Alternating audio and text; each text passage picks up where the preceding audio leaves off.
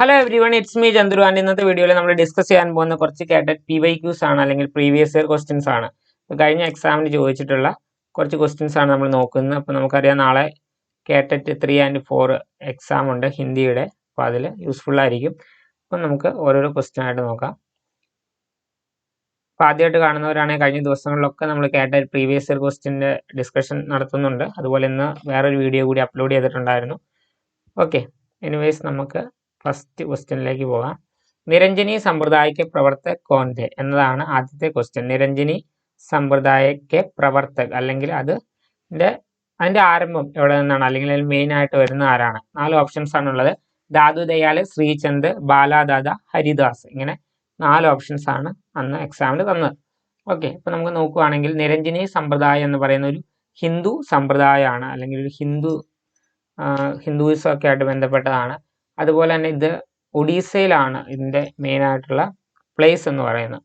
Okay, അതുപോലെ തന്നെ ഇതിന്റെ പ്രവർത്തകമായിട്ട് വരുന്ന ഹരിദാസ് ആണ്. അദ്ദേഹത്തിന്റെ 2 രചനകളാണുള്ളത്, ശാന്ത് സരസി, അതുപോലെ തന്നെ നിരഞ്ജൻ സംഗ്രഹ്.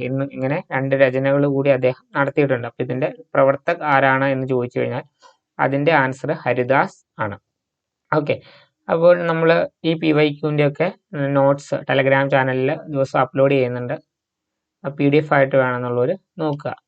ഓക്കെ, രണ്ടാമത്താണ് ഗുരു ഗോവിന്ദ് ദോവും ഹഡെ കാക്കെ ലാഗു പായി യെ കിസ്കി ഉക്തി ഹെ. ഇത് ആരുടെ വരികളാണ് എന്നതാണ് ക്വസ്റ്റ്യൻ. ഗുരു ഗോവിന്ദ് ദോവും ഹഡെ കാകെ ലാഗു പായി.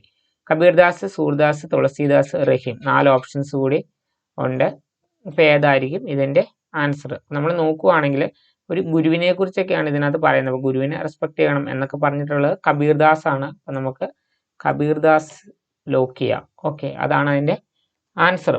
ഓക്കെ, ഇതിപ്പോ നമ്മൾ ഈ ഒരു അദ്ദേഹത്തിന്റെ ഒരു ദോഹയിലെ ഫസ്റ്റ് ലൈനാണ് ഇവിടെ കൊടുത്തിരിക്കുന്നത്. ഗുരു ഓർ ഭഗവാൻ സാമനെ ഖഡേ ഹോ എന്ന് വെച്ച് കഴിഞ്ഞാൽ ഇതിന്റെ മീനിങ് ഇതാണ്.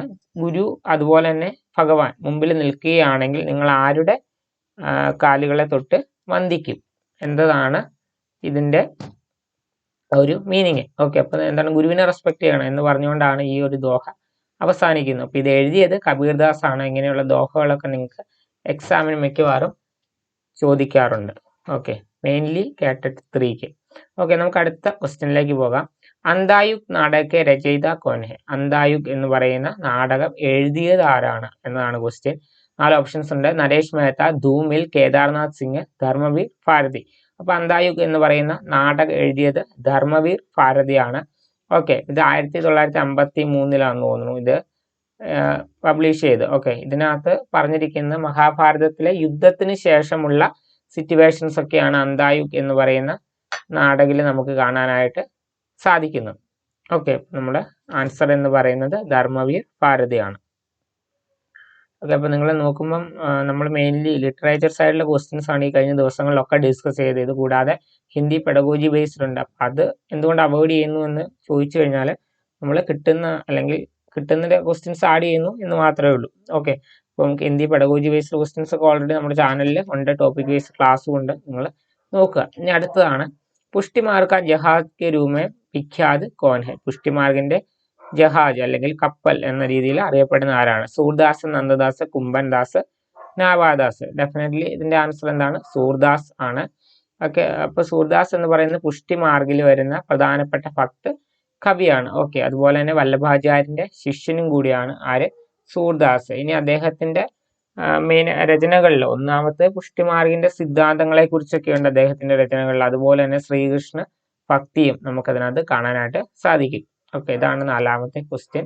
ഇനി നമുക്ക് 5ാമത്തെ ക്വസ്റ്റ്യനിലേക്ക് പോവാം. 5ാമത്തത് സമുച്ചയ ബോധക് അവ്യയ് കോൺസാ ഹെ. സമുച്ചയ ബോധക് അവ്യയ് അല്ലെങ്കിൽ അവ്യയിനെ കുറിച്ചൊക്കെ ക്വസ്റ്റ്യൻസ് വരുന്നതാണ്. അപ്പൊ സമുച്ചയ ബോധക് അവ്യയ് ഇതിൽ ഏതാണ്? ബഡ ഓർ പഹാഡ്. ജൽദി, ഒരു ടൈപ്പിംഗ് മിസ്റ്റേക്ക് ഉണ്ട്. പഹാഡിന്റെ ടായുടെ താഴെയാണ് ആ ഡോട്ട് വരേണ്ടത്. ഓക്കെ, എനിവേസ് നമുക്ക് സമുച്ചയ ബോധക് അവ്യയ് എന്ന് വെച്ച് കഴിഞ്ഞാൽ അതൊരു കൺജക്ഷൻ ആണ്, അല്ലെങ്കിൽ ഒരു സെന്റൻസിനെയോ അല്ലെങ്കിൽ 2 വേർഡ്സിനെയോ കണക്ട് ചെയ്യാൻ വേണ്ടി ഉപയോഗിക്കുന്നതിനെയാണ് നമ്മൾ സമുച്ചയ ബോധക് അവ്യയ് എന്ന് പറയുന്നത്. അപ്പൊ ഇതിനകത്ത് നമ്മൾ നോക്കുമ്പോൾ ഈസി ആയിട്ട് നമുക്ക് അറിയാൻ പറ്റും ഓർ എന്നതാണ് റൈറ്റ് ആൻസർ. ഓക്കെ, ഇപ്പൊ നമ്മളിപ്പോ എന്താണ്, ഒരു സെന്റൻസ് നമ്മൾ എഴുതുവാണ്, രാം ശ്യാം സ്കൂൾ ഗയെ.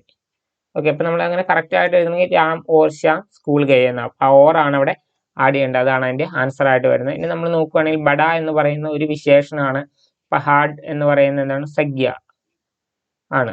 ഓക്കെ, അല്ലെങ്കിൽ ഒരു നാമമാണ്. ജൽദി എന്ന് വെച്ച് കഴിഞ്ഞാൽ ഒരു ക്രിയാവിശേഷണമായിട്ടൊക്കെ യൂസ് ചെയ്യുന്നതാണ്. ഓക്കെ, ഇതിൻ്റെ ആൻസർ ഓർ എന്നതാണ്. ഓക്കെ, അപ്പം നമ്മൾ പെട്ടെന്ന് ഒന്നുകൂടി നമുക്ക് റീക്യാപ്പ് നോക്കാം ഇന്നത്തെ മെയിൻ ടോപ്പിക്കുകളിലൂടെ. ഇതിൽ കുറച്ചൊക്കെ നമ്മൾ വീഡിയോസ് ആയിട്ട് ചെയ്തിട്ടുണ്ട്. ഒന്ന്, നിരഞ്ജനി സമ്പ്രദായം, അതിൻ്റെ പ്രവർത്തകനെ കുറിച്ചും ആദ്യത്തെ ക്വസ്റ്റ്യൻ. രണ്ടാമത്തേത് കബീർദാസിൻ്റെ ഒരു ദോഹയാണ്. കബീർദാസിനെ കുറിച്ചൊരു വീഡിയോ ചെയ്തതാണ്, നോക്കുക. ദോഹ നമ്മൾ നോക്കിയിട്ട് എക്സ്പ്ലെയിൻ ചെയ്തിട്ടില്ല. അന്തായുക് നാടകിൻ്റെ രചയിത ധർമ്മവീർ ഭാരതി, നമ്മൾ വീഡിയോ ആയിട്ടില്ലെന്ന് എനിക്ക് തോന്നുന്നു. ഓക്കെ, ഇനി പുഷ്ടിമാർഗിൻ്റെ ജഹാജ്, അത് സൂർദാസ്. അത് നമ്മൾ പല PYQ വീഡിയോസുകളിലായിട്ട് നമ്മൾ പറഞ്ഞിട്ടുള്ളതാണ്. സമുച്ചയബോധ കവിയെ നമ്മൾ ഡീറ്റെയിൽ വീഡിയോ ചെയ്തിട്ടില്ല, ഞാനിപ്പോൾ എന്തായാലും പറഞ്ഞു എന്നേ ഉള്ളൂ. ഓക്കെ, സോ ഇതാണ് 5 ക്വസ്റ്റ്യൻ. സോ നമുക്ക് ഒരു വീഡിയോ കൂടി ചെയ്യാൻ നോക്കാം. So guys, see you in the next. തബ് തക് के लिए ओके बाय.